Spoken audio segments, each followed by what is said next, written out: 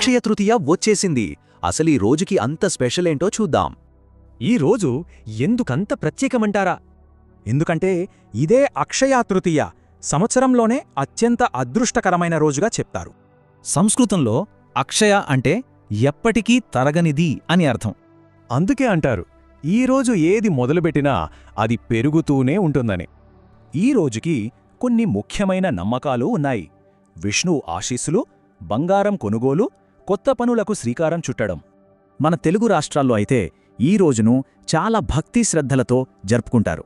పూజలు, దానాల దగ్గర నుండి కొత్త వ్యాపారాలు, పెట్టుబడుల వరకు దేనికైనా ఇదే మంచి రోజు. కానీ ఆగండి, ఈరోజు అంటే కేవలం బంగారం కొనడమే కాదు. అసలు విషయమేంటంటే మన జీవితంలో విలువైనది ఏదైనా మొదలుపెట్టడం. మరి ఈ అక్షయ తృతీయకు ఏ కొత్త ఆరంభం జరగబోతోంది?